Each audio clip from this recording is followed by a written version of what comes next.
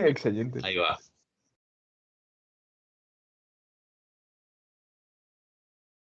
Ahí está. Perdonen, chicos. Ok, entonces este enunciado que tengo acá arriba no es correcto.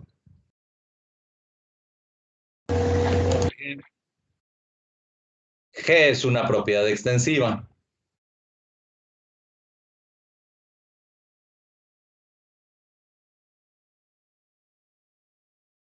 Si la convierto en una propiedad intensiva, entonces sí sería correcto. Entonces de lo que tengo que hablar no es de la G, sino de la G molar.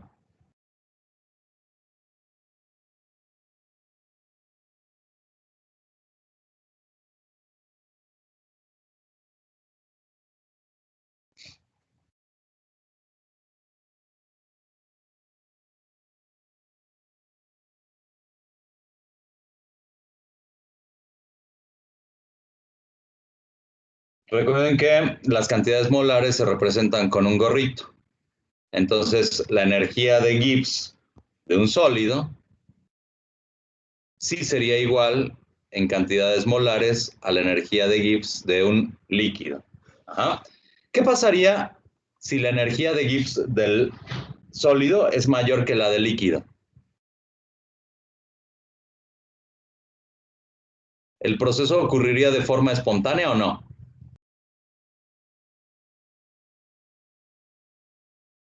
No. De hecho, sí. Porque recuerden Pero que se tiene que ¿cuál condensar, es ¿no? el criterio de espontaneidad? El criterio de espontaneidad es la delta G, ¿no? ¿Cuál es el estado final?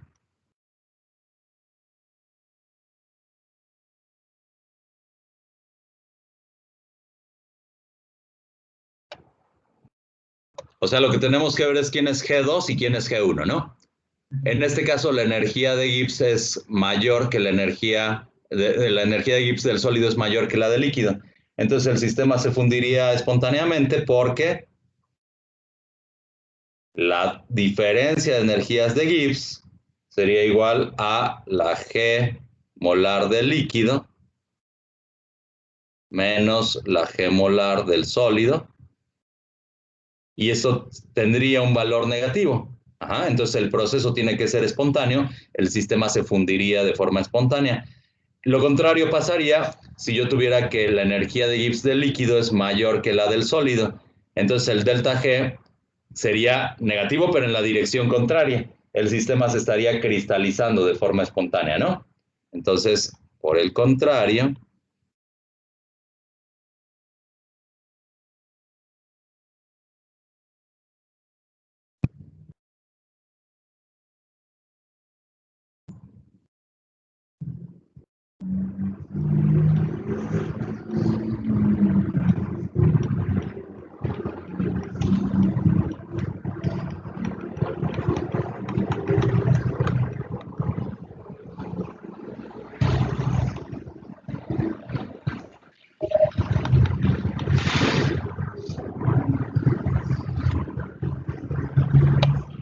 déjenme ponerles una grafiquita que muestra cuál es el comportamiento de la energía de Gibbs molar con respecto de la temperatura.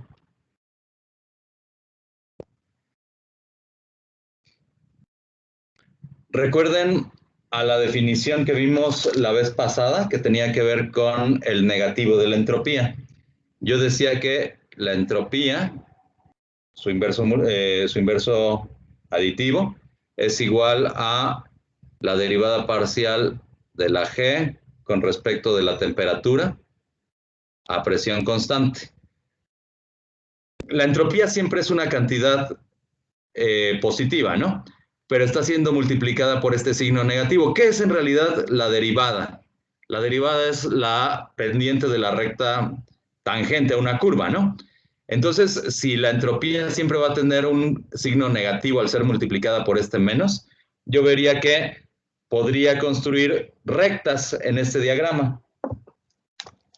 Rectas con la pendiente menos S, justamente. La primera va a estar así como muy horizontal. Es la que se refiere al estado sólido. En la siguiente tengo una pendiente ligeramente mayor, Esta recta de acá se refiere al estado líquido. Y en la otra recta yo tengo una pendiente muy pronunciada. Esta se refiere a la fase gaseosa. Las intersecciones entre estas líneas son justamente las temperaturas de transición de fase.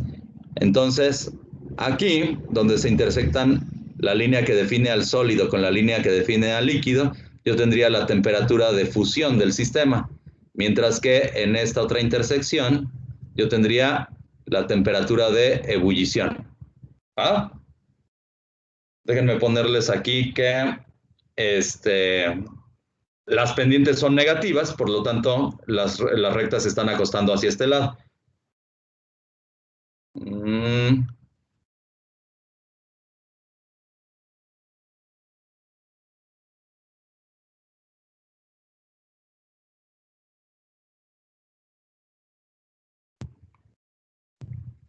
Son siempre las pendientes negativas porque la entropía siempre es un número positivo, siempre es un número mayor que cero. Ok. Vamos a deducir una ecuación que me sirve para definir a la transición de fase. Nada más déjenme hacerles una aclaración aquí.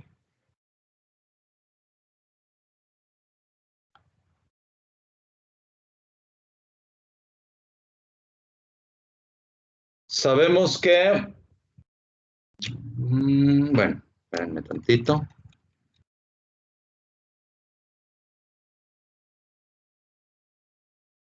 Ok, de esta ecuacioncita vamos a definir cuál es el comportamiento de la entropía para las diferentes fases.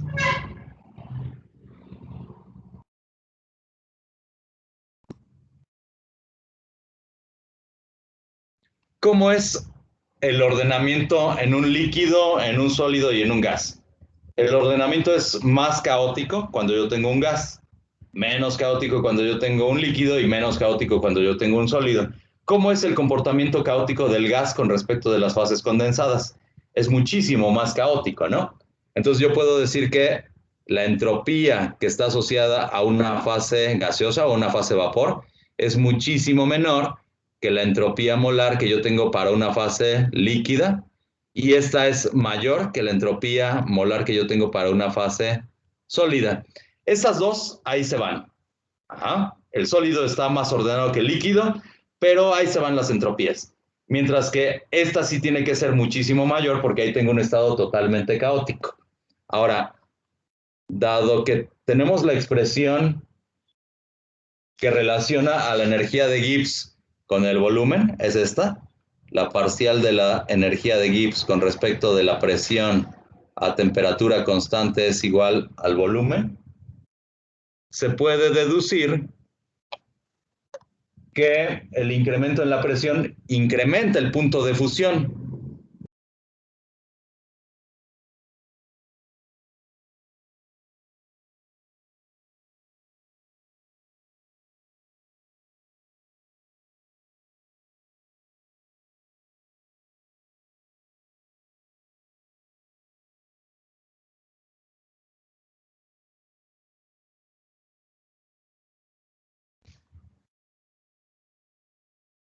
Esta es una aclaración importante.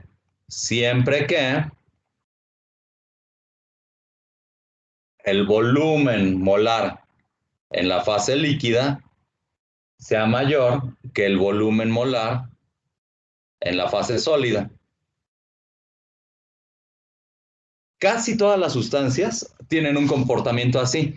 El volumen del líquido es mayor que el volumen del sólido, porque en el líquido las moléculas se están moviendo, tienen una mayor energía cinética, por lo tanto, las interacciones repulsivas entre las moléculas serían mayores en la fase líquida que en la fase sólida, entonces el volumen se incrementa. Pero ¿qué ocurre para el agua? ¿Cómo es el volumen del hielo en comparación con el volumen del líquido?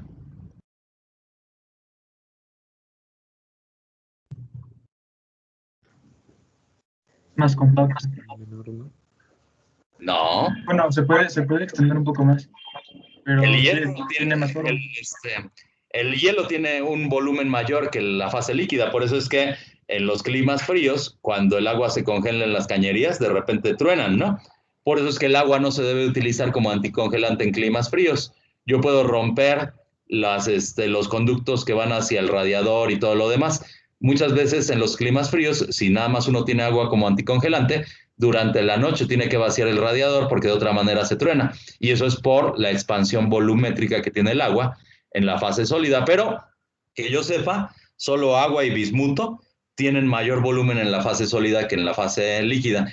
Cualquier otro líquido va a tener esta condición. El volumen del líquido va a ser mayor que el volumen del sólido, entonces se cumpliría una relación de este tipo que estamos viendo aquí arriba. O sea, el incremento de la presión incrementa el punto de fusión.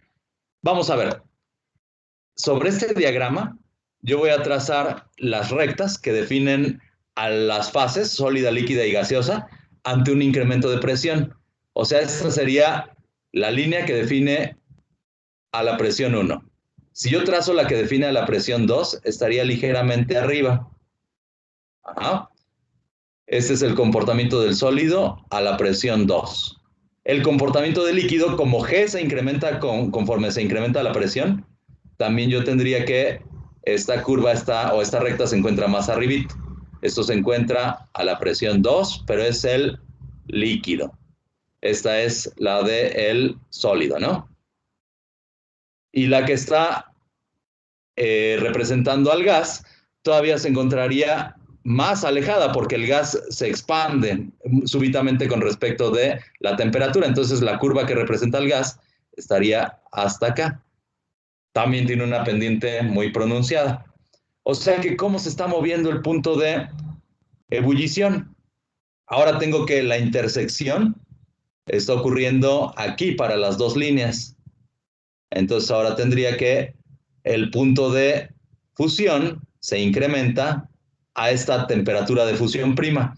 Y aquí el punto de ebullición se incrementaría hasta esta temperatura de ebullición prima. Es muchísimo más marcado el incremento en el punto de ebullición que en el punto de fusión. O sea, si yo tengo hielo en la cima del Popocatépetl o aquí en la Ciudad de México, voy a ver que el punto de fusión se mueve muy poquito, se mueve algo así como 0.2 grados Celsius, pero la temperatura de ebullición sí se mueve muchísimo. De hecho, a nivel del mar tenemos que la temperatura de ebullición del agua es de 100 grados Celsius, ¿no? Y aquí en la Ciudad de México es nada más como de 92 grados Celsius, o sea, ya tengo varios grados de diferencia en la temperatura de ebullición. Eso es como resultado de que en la Ciudad de México estoy disminuyendo la presión, por lo tanto, la temperatura de ebullición tiene que disminuir. Pero si yo incremento la presión, la temperatura de ebullición tiene que aumentar. Ajá. Ahora, ¿qué ocurre para el agüita de coco? El agüita de coco tiene un comportamiento diferente, o sea, tiene un menor volumen en la fase líquida que en la fase sólida. Ajá. Entonces, en realidad, lo que yo tendría que ver en el agua es una curva que ocurre como por acá. Entonces, ahora, para el agua, nada más para el agua y para el bismuto, yo tendría que la temperatura de fusión baja ante el incremento de la presión. ¿Ah? Eso es muy importante para varias cosas. Por ejemplo, se ha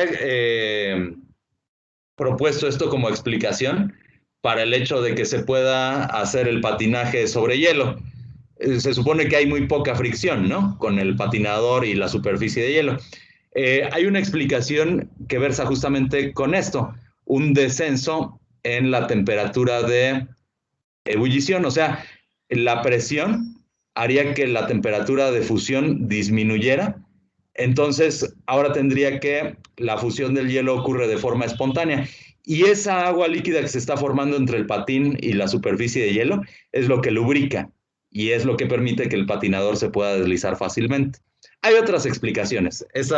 Digamos que pueden ser explicaciones complementarias, pero esta es la que tiene que ver con el descenso en la temperatura de fusión solo para el agua. Para el resto de sustancias ocurriría de forma contraria. ¿Ah?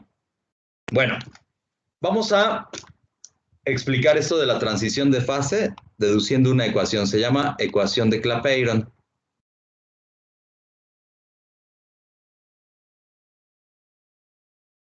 Vamos a pensar que tenemos un sistema de dos fases, la fase alfa y la fase beta.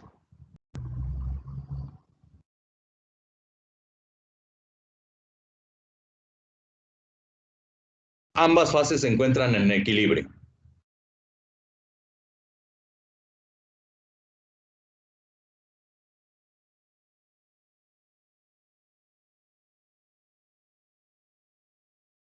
O sea, estoy ante un proceso de transición de fase. La fase alfa que se empieza a convertir en la fase beta. Esto ocurre para cualquier transición de fase. Por ejemplo, una sublimación, una licuefacción, una vaporización, un cambio en la estructura polimórfica de un compuesto, como veíamos para el cloruro de hidrógeno, etcétera. Cualesquiera fases que se encuentren en equilibrio. Yo podría decir que el cambio en la energía de Gibbs molar de la fase alfa, si el proceso está en equilibrio, tiene que ser igual al cambio en la energía de Gibbs molar de la fase beta. Ajá. Vamos a recurrir a la expresión que habíamos deducido la vez pasada. Para la fase alfa, esto es igual a el volumen molar de la fase alfa por la diferencial de la presión menos S de T, pero se refiere a la entropía molar de la fase alfa por el diferencial de la temperatura. Esto tiene que ser igual a el cambio en la energía de Gibbs molar de la fase beta, o sea que es igual al volumen molar de la fase beta multiplicado por el diferencial de presión menos la entropía molar de la fase beta multiplicado por el diferencial de la temperatura. ¿Ah? Voy a pasar todo lo que tiene a la entropía de un lado a todo lo que tiene al volumen del otro. Me quedaría esta expresión como que entropía molar de la fase beta menos entropía molar de la fase alfa, que multiplica al diferencial de la temperatura, es igual a la diferencia, pero de los volúmenes molares. El volumen molar de la fase beta menos el volumen molar de la fase alfa multiplica al diferencial de presión. Ajá. Lo voy a definir a esto como una derivada, teniendo en cuenta que la derivada es la pendiente de la recta tangente a una curva. O sea, voy a decir que dp en dt es igual al cociente de el cambio en la entropía molar entre el cambio en el volumen molar. ¿De acuerdo? Ahora, estamos ante un proceso que está ocurriendo a presión constante. O sea que el cambio en la entropía molar es igual al cambio de entalpía molar entre la temperatura. La ecuación se vería entonces de esta manera. El dp en dt sería igual a el cambio en la entalpía molar entre la temperatura que multiplica al cambio en el volumen molar. ¿Quién es esa temperatura? Es la temperatura de transición de fase. Si es una transición de fase de líquido a gas, yo tendría que es la temperatura de ebullición. Si es el cambio de fase de un sólido, un gas, tendría que es la temperatura de sublimación, etc. ¿Va? Entonces, esta es la temperatura de transición de fase. Y este cambio de entalpía sería el cambio de entalpía que hace falta para la transición de fase.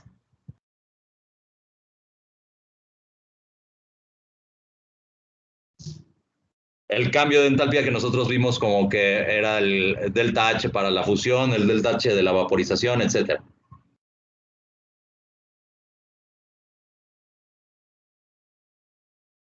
Bueno, esta expresioncita de acá se conoce justamente como ecuación de Clapeyron.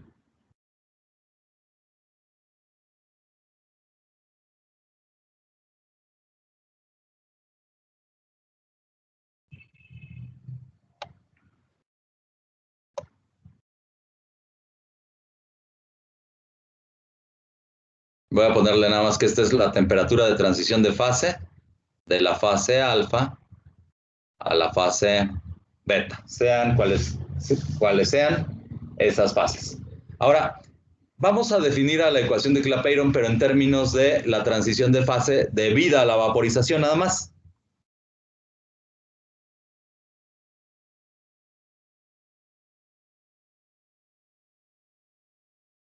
¿Qué ocurre con los volúmenes en la vaporización? Voy a definirlo como el delta B molar de la vaporización.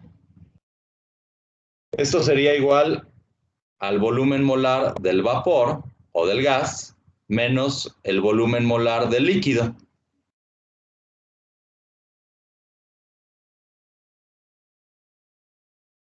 No voy a ponerlo como líquido, lo voy a poner como condensado y así estoy abarcando los procesos de ebullición o de sublimación.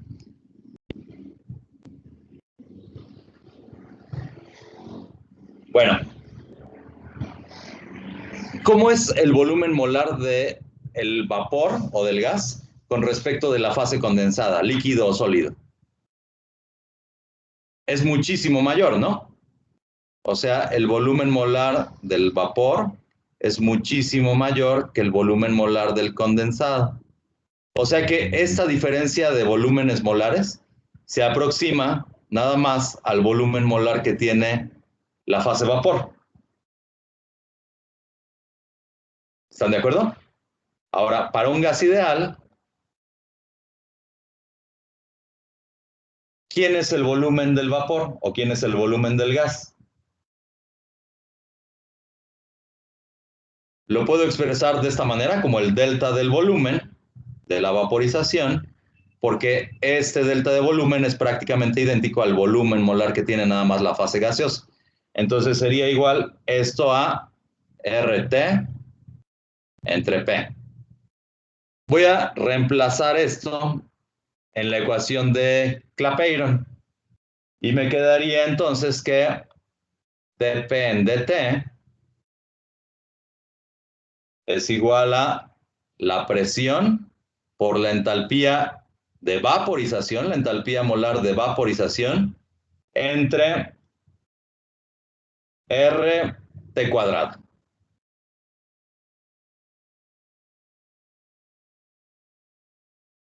Nada más déjenme despejar.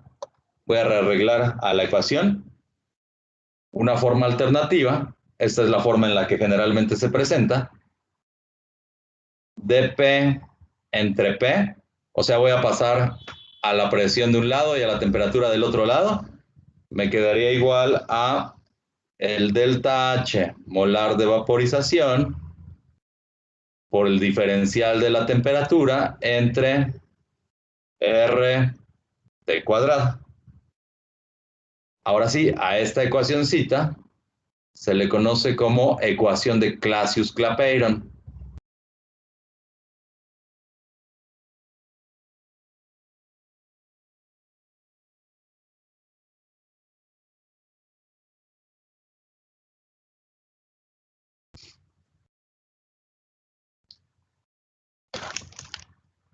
Vamos a integrar a la ecuación de Clausius-Clapeyron. Me quedaría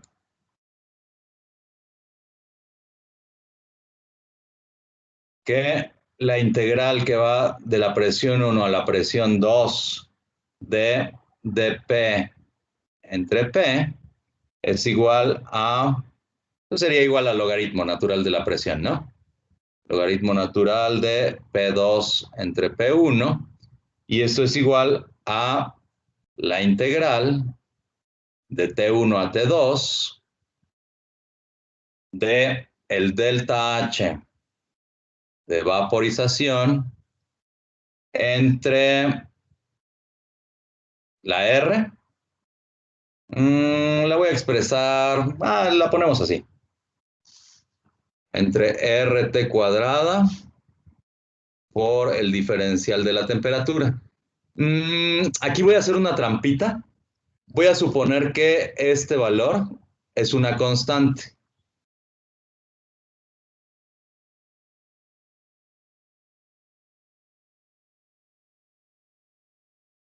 porque estoy pensando que estoy hablando de un intervalo chiquito de temperaturas. En un intervalo, en un delta T pequeñito, el valor de la entalpía es aproximadamente constante, ¿no? Entonces lo voy a sacar de la integral. Me quedaría esto entonces como el delta H molar de vaporización entre la R por la integral de T entre T cuadrado. Entonces, logaritmo natural de P2 entre P1, la integral sería la diferencia de las temperaturas, ¿no? Bueno, la diferencia de los inversos multiplicativos. Entonces me quedaría que es menos delta H molar de vaporización entre la R, que multiplica a 1 entre T2 menos 1 entre T1. Voy a rearreglar este quebradito para sacar de ahí al signo negativo. Me quedaría igual a el delta H de vaporización molar entre la R,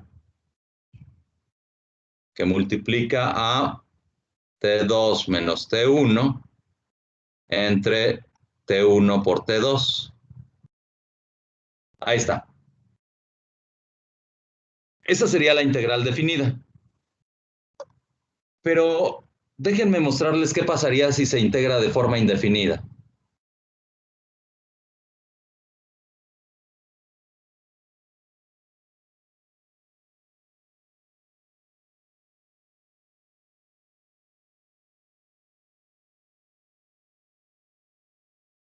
Si se integra de forma indefinida, tendría que el logaritmo natural de la presión es igual a menos delta H entre RT más una constante. Ajá. Esta es una forma que se ocupa muy a menudo para determinar el cambio de entalpía de la transición de fase. Porque vean, ¿qué pasa si yo grafico el logaritmo natural de la presión contra el inverso multiplicativo de la temperatura? Yo tendría una pendiente negativa, ¿no? Aquí tengo este signo. Es la ecuación de una recta. ¿Quién sería la pendiente?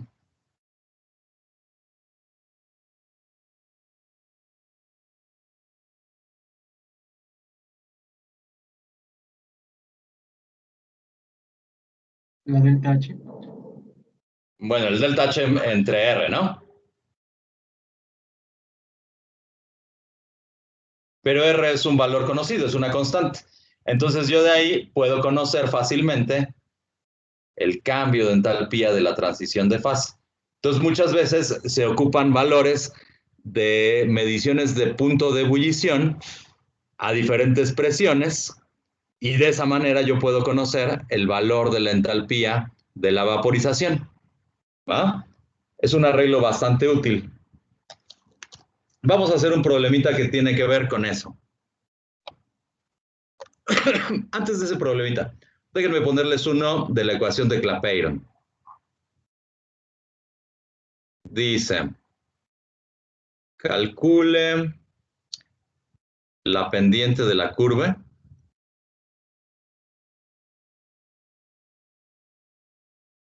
sólido líquido a 273.15 Kelvin, o sea, a la temperatura de fusión del agua.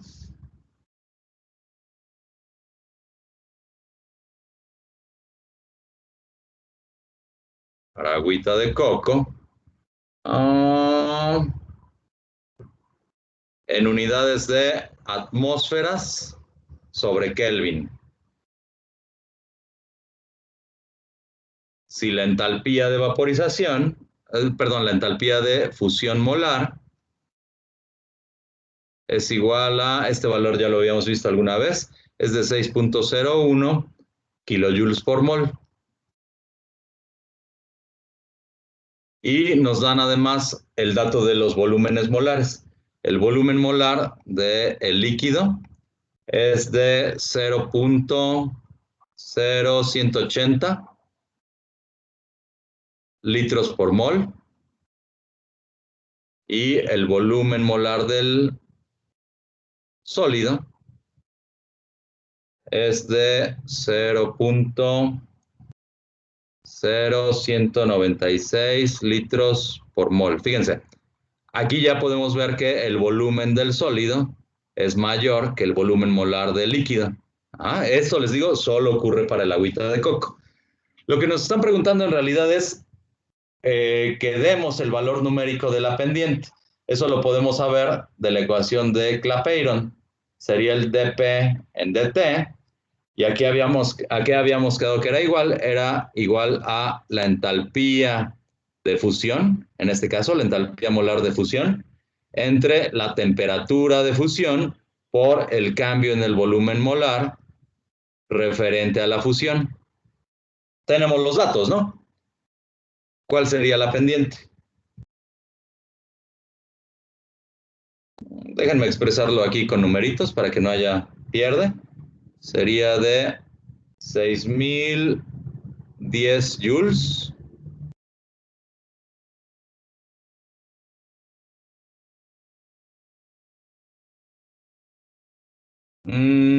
Aquí necesito el factor de conversión de atmósferas litro a joules. Ese factor de conversión es de 9.87 por 10 a la menos 3. Y lo voy a representar así, atmósferas litro a joules. Y luego esto entre la temperatura de fusión por la diferencia de los volúmenes molares. Entonces me quedaría 273.15 que multiplica a 0.0180 menos 0.0196 y las unidades de todo esto es de litros por mol, ¿no? A ver, ahora sí, aviéntense este calculito. Me dio menos 135.72. Menos 135.72. Las unidades tienen que ser atmósferas por Kelvin, ¿no? Ahora, ¿a qué se refiere esta pendiente? Fíjense que es una pendiente bastante parada, es una recta bastante parada. Yo puedo graficar la función en el diagrama presión contra temperatura. Para el agua es una pendiente negativa. Estoy en la curva sólido-líquido. Entonces el agua tiene este comportamiento para esa parte. Llega el momento en el que alcanzo este puntito que se conoce como punto triple y después se viene hacia acá. Para el agua este es el comportamiento en el diagrama. Acá yo tengo a la fase sólida, acá está la fase líquida y acá está la fase gaseosa. Lo que me está pidiendo el problema es que yo calcule esta parte de la curva. Fíjense que la pendiente es negativa. Y esa pendiente negativa se da gracias a que el volumen molar del agua es mayor en la fase sólida que en la fase líquida. ¿Cómo vería que es ese diagrama PT para el resto de materiales? En esta parte, en la parte de sólido-líquido, yo no tendría una pendiente negativa, la tendría positiva. Entonces, por ejemplo, para el CO2, yo vería un comportamiento así. Este es para el agüita de coco, este es para el CO2. ¿Va?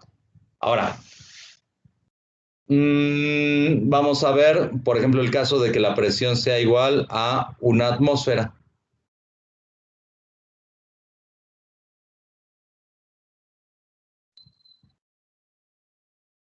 ¿Quién es esta temperatura?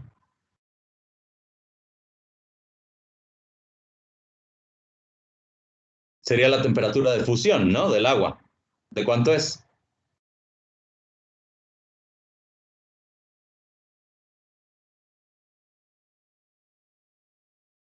Sería un poco elevado de los 0 grados, ¿no? Ajá. Vamos a representarla en Kelvin. serían los 273.15 Kelvin, ¿no? ¿Y quién sería esta temperatura de acá? Serían 373, ¿no? Ajá, es la transición de fase que ocurre de un líquido a un gaseoso, entonces sería 373.15 Kelvin. Este punto triple es la temperatura, son las condiciones de presión y temperatura a las cuales pueden coexistir las tres fases. A esa temperatura y presión, el agua se encuentra como sólido, líquido y gas. ¿Ah? El valor de la temperatura es ligeramente mayor, pero muy pequeñito. Es de 273.16 Kelvin. Pero para la presión, ese punto triple se encuentra a 0.006 atmósferas. ¿Va? Va. Ahora, ¿qué ocurre en el dióxido de carbono? Por ejemplo, ustedes recordarán que el hielo seco no pasa por la fase líquida, de inmediato pasa a la fase gaseosa, es decir, el CO2 se sublima, pasa directo del sólido al gas. ¿Ah? ¿Qué haría falta para tener CO2 en estado líquido? Déjenme ponerle datos a esta gráfica. Su punto triple del CO2 es de... Déjenme quitar aquí este CO2 que me estorba.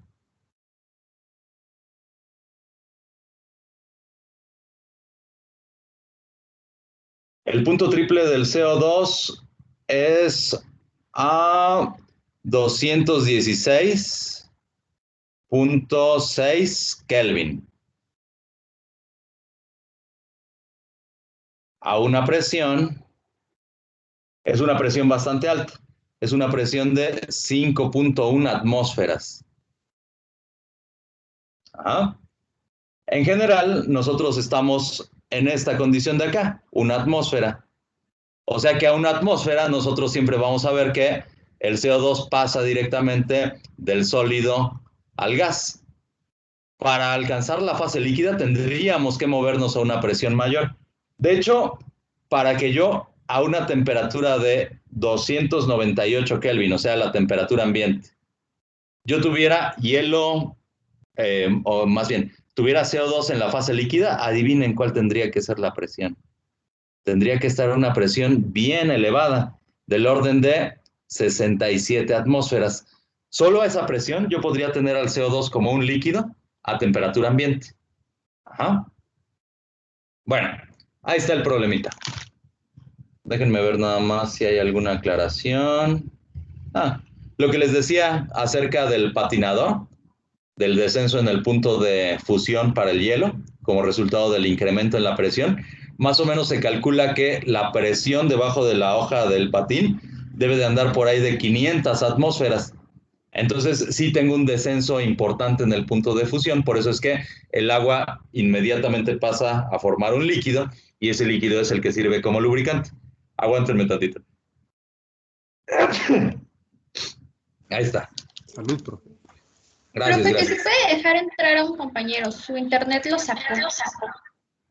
Pobrecillo. Está bien. Profe, ¿Qué quiere? ¿y tiene algo que ver el plasma con el punto triple? Espérame tantito. Su pinche madre. No me salen estos números, me lo espantaste. 2 puntos menos en tu examen. No, El plasma ya se encontraría en una región bien diferente. Acuérdense que el plasma ocurre cuando tenemos una temperatura mayor, entonces ya empezamos a tener transiciones electrónicas. Muchas veces tenemos la ionización total de los átomos o de las moléculas. Los electrones que se encontraban ligados a la molécula pasan hasta el continuo energético. Eso solo ocurre a temperaturas muy altas. Entonces, yo hasta por acá, en temperaturas que andan por ahí de los 2000 grados Celsius para el agua, ya tendría la transición entre la fase de plasma. Pero ya es un diagrama diferente. Tendríamos que construirlo con datos. ¿Ah? Pero sí, en efecto podríamos tener otro tipo de fases presentes aquí. Por ejemplo, acabo de leer el otro día en la internet que se acaba de descubrir una estructura polimórfica para el agua que me explica ciertas propiedades termodinámicas. O sea, en la fase sólida yo tengo que una estructura cristalina cambia a otra. Entonces, ahí dentro de la fase sólida yo podría tener la existencia de dos fases sólidas diferentes. Vamos a poner que sean la fase beta y la fase alfa, etcétera, ¿no? Ya cambia entonces el diagrama de fases. Pero en general, para algo que nada más tenga un comportamiento de sólido, líquido o gaseoso, que es lo cristiano, tendríamos un diagrama de este tipo para el agua y un diagrama de este tipo para cualquier otra sustancia cuyo volumen molar en la fase líquida sea menor que el volumen molar en la fase sólida. No, al revés. Que el volumen molar en la fase sólida sea menor que el volumen molar en la fase líquida. ¿Sale? Va. Vamos a resolver otro problemita.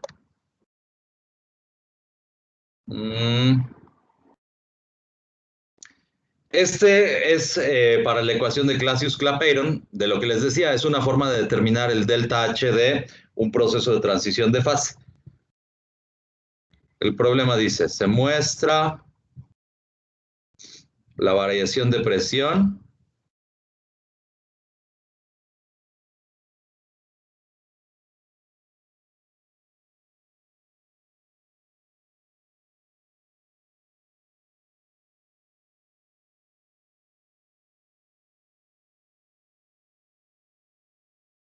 con respecto de la temperatura. Se los voy a expresar en forma de una tablita. La presión está expresada en milímetros de mercurio.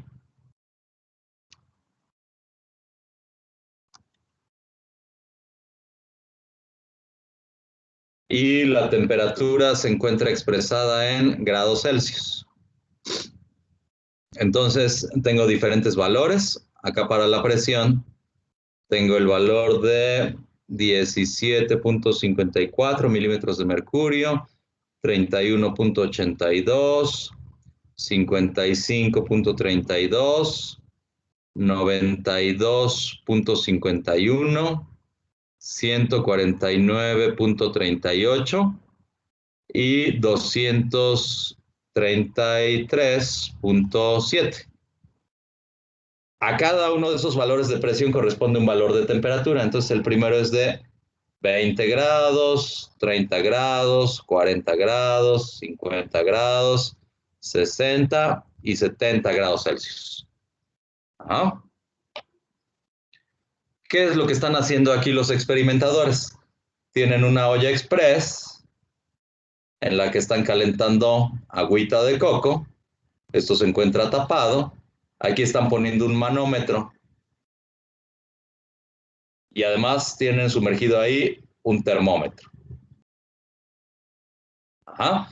Entonces, conforme se va calentando el agua, se va incrementando la presión y a cada valor de presión van midiendo la temperatura de ebullición. Ajá. Y de esa manera exponen estos resultados de la tablita. Ahora, el problema lo que pide es que se determine la entalpía molar de vaporización. ¿Cómo le podemos hacer? Tenemos a la mano la ecuación de Clausius-Clapeyron. La voy a utilizar en su forma de integral no definida. O sea, logaritmo natural de la presión es igual a menos la entalpía molar de vaporización entre RT. Más una constante. Vamos a convertir todos los valores que tenemos en la tablita de presión y temperatura a los valores logaritmo natural de la presión contra inverso multiplicativo de la temperatura.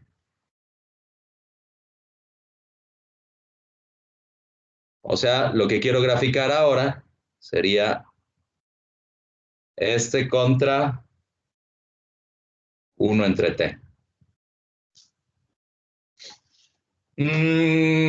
¿Importan las unidades en las que ponga a la presión? Aquí me la dieron en milímetros de mercurio. ¿Importa si la tengo en atmósferas, en pascales, lo que sea?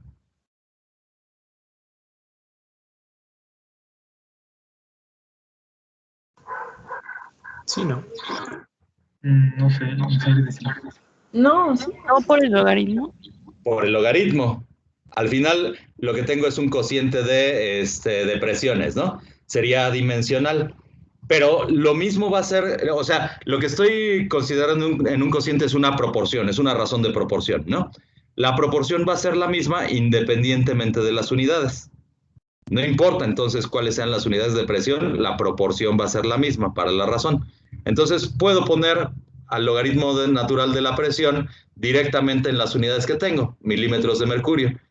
Aquí en la temperatura sí es importante, porque me están dando una temperatura en grados Celsius. Si yo paso a Kelvin, entonces voy a tener una proporción diferente, ¿no? Entonces esta temperatura sí tiene que estar en Kelvin, es una temperatura absoluta. Bueno, primero por favor conviertan estos valores de la tablita para que yo vaya poniéndole aquí valores. Díganme cuáles son los valores del logaritmo natural de la presión.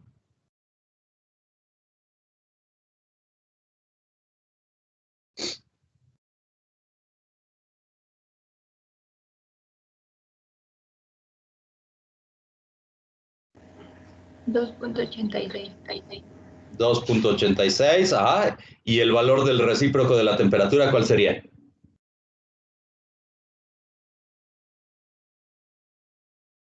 Acuérdense que es absoluta, ¿eh?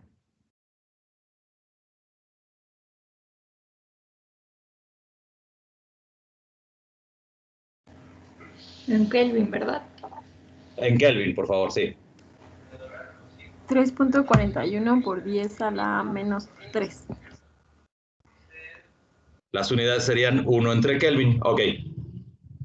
El siguiente conjunto, el siguiente punto.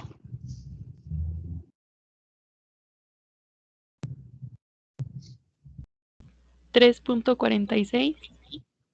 3. Ah, ¿para la temperatura? Ah, para el logaritmo, 3.46. Ok. Y 3.30 por 10 a la menos 3. Ajá. Luego,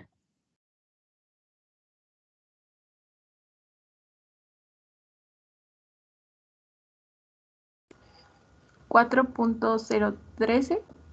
ujú.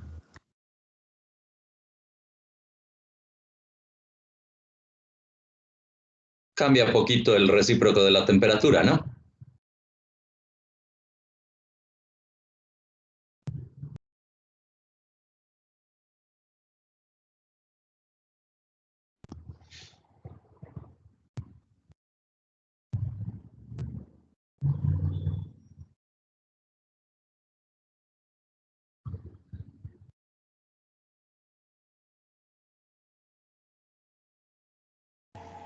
$3.19 por 10 a la menos 3. 3.19 por 10 a la menos 3, ¿ok? Siguiente punto. 4.52. Ajá.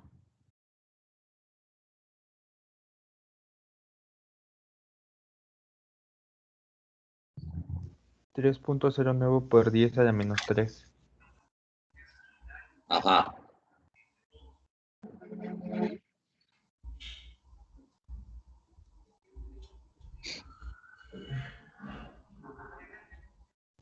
¿5? Ajá. Y 3 por 10 a la menos 3. Usted se está comiendo los decimales, ¿verdad? Está bien. En el de abajo es 5.002, algo así. 002, ok. ¿Y el siguiente? Es 5.454. 44. 54. Ah, 54. 5.454. 454. 454. Ajá. ¿Y el de la temperatura? 2.9. Ay, perdón. No, sí, 2.91 por 10. Ajá, por 10 a la menos 3, ¿verdad? Por 10 a la menos 3. Ok, ya tenemos los puntos.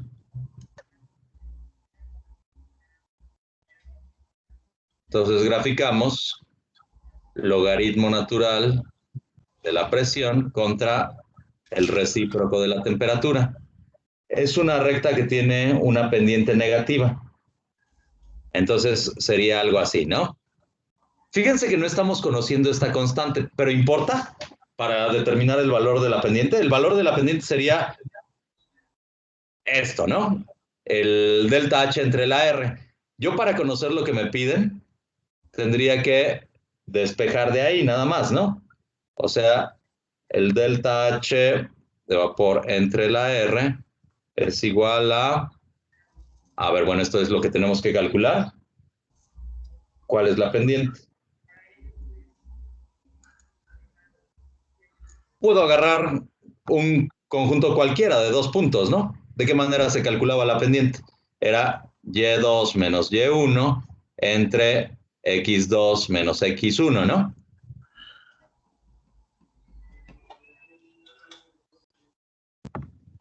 Profe, ¿puede dejar entrar a un compañero que está esperando, por favor?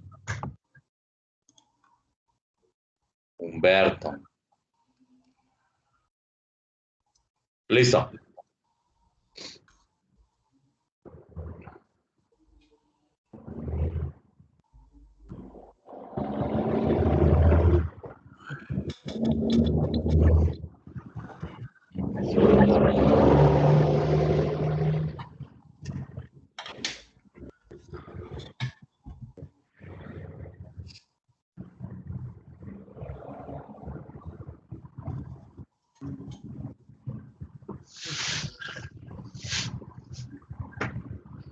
A ver.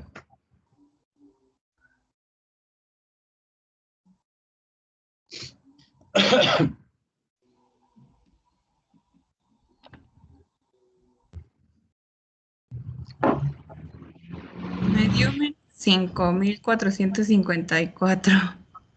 5,454.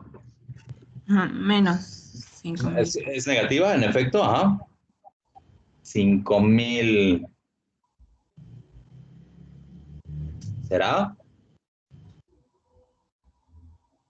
Me dio A lo ver, mismo que la compañera. ¿qué valor tendrían? Entonces, a ver, despejen de ahí el cambio de entalpía de vaporización. 5,400, ¿qué me dijo? 454.54. ¿Para qué conjunto de puntos lo hiciste? Para los dos primeros. Para estos dos, ok. A ver, alguien que lo haga sobre un conjunto de puntos diferente.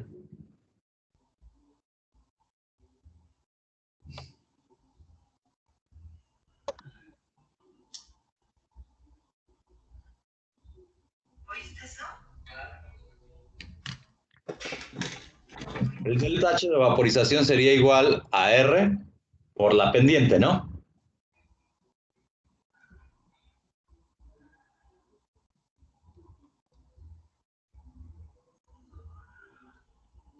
¿Cuánto te da a ti que calculaste 5,454?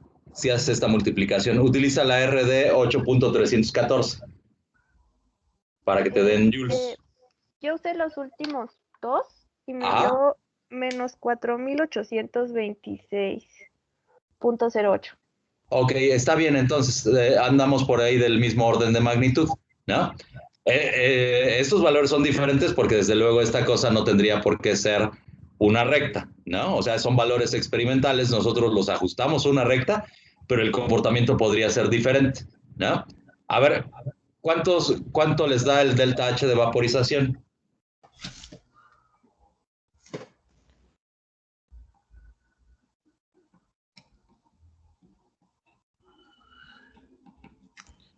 Me da menos 45,349. Pero espérate, sería positivo, ¿no? Porque tenemos este signo, la pendiente te está dando también negativa, entonces el menos va. ¿Cuánto, perdón? 45,349. 45.3 kilojoules por mol, ¿no? Y su otra compañera que me calculó el menos 4,800 y pelos. Me dio 39,284. 39 kilojoules por mol. Bueno, ¿a qué se debe eso? Se debe a que las discrepancias se deben a que yo estoy considerando que esta cosa es una constante, pero no es una constante. El delta H también depende de la temperatura. Entonces, por eso es que tengo discrepancias entre los valores de los puntos. Por eso es muy importante qué punto agarremos, pero les voy a pasar el dato experimental. El valor real para el delta H de vaporización es de 40.79 kilojoules por mol. ¿Ah? Entonces, por eso les digo, estamos cerca. Y fíjense que como que le atinó mejor su compañera con este valor de 39, se encuentra más cercano a este 40. Estamos haciendo esa suposición que está un tanto piñatona de considerar a esto como una constante. Si yo le metiera la función que lo gobierna, entonces el valor en principio sería exacto. Pero esa es una forma de determinar la entalpía de transición de fase. En general esto ocurre para la vaporización de muchas sustancias. O sea, yo nada más la pongo a hervir, tomo diferentes valores de presión y temperatura y de esa manera determino cómo es la entalpía de transición de fase. Esa entalpía de transición de fase es la que podemos utilizar, por ejemplo, para determinar las entropías de los cambios de fase. Entonces es un dato experimental muchísimo, muy útil. Se obtiene de esa manera. ¿Va que va? ¿Dudas, chicos? Ninguna, profe. No por el momento. ¿Todo bien? No, sí, profe, ¿cómo hicieron ese cálculo? ¿Cuál? Pendiente. Todos. ¿El de la pendiente? Agarramos 2 puntos. Acuérdate que la pendiente, o sea, yo aquí tengo el valor de X1 y de X2. Y de la misma manera, aquí tengo el valor de Y y Y, ¿no? Y1 y Y2. Entonces, lo que quiero saber es cuánto vale esta inclinación. La forma que yo conozco de la geometría analítica es esta. Agarro 2 puntos cualesquiera, veo cuál es la diferencia de valores en la ordenada y eso lo divido entre la diferencia de valores del abscisa. ¿De acuerdo? Eso sí podría mencionarse, pero como tal que haya un modo... Ahí están en otra clase que no es físico-química. Sí, es que lo estaba haciendo al revés. ¿Sí, de acuerdo? Sí, gracias. Órale, pues. Bueno, hasta aquí entonces llegaría el segundo parcial, chicos. Ya vi que una de sus compañeras subió ahí unas hojitas de los problemas del Castellan. Si no pueden con esos, porque en general el Castellan es un libro muy formal, finalmente se reduce a que uno resuelva la talacha, ¿no? Que es pura álgebra y cosas así. Entonces, no es el chiste del curso. A mí lo que me interesa es que tengan dominio conceptual de los temas.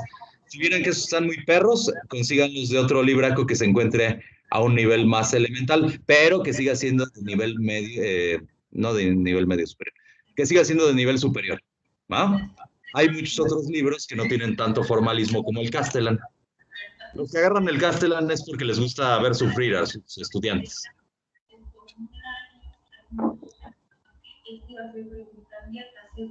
A mí no me gusta verlos sufrir a ustedes, chicos. Entonces, ¿cómo van con eso? No vayan a regar el tepache ahí porque acuérdense que son 2 puntotes de la guía.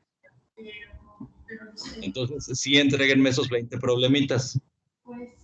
Bueno, el lunes entonces nos vemos para sus exámenes, chicos. Entonces, el día domingo les voy a subir el formato de Microsoft Forms para que ustedes vayan a subir que tienen de guía de estudios. ¿Vale? Órale, gracias, profe. Gracias a ustedes, ¿Va a ser chicos. la Nos- misma dinámica para el examen, profe? La misma. ¿Cómo les fue con 6 problemas? ¿Se les hizo mucho? Más o menos. Pues yo Solo lloré. Un Ay, poquito, yo como que iba a las problemas. prisas. Lo que pasa es que si son 6 problemas, la calificación sigue siendo sobre 10. O sea que cada problema valdría 2 puntos, tienen 2 puntos adicionales. Ajá. En cambio, si les pongo menos problemas, pues la calificación podría ser menor. Ustedes me dicen. Está ¿Quieren un igual. examen de 6 o de 5 Así de problemas? 6 está bien. Eso es seis. Bueno, Así como nos fue. con cuidado, nos vemos el lunes. Que tengan un bonito fin de semana.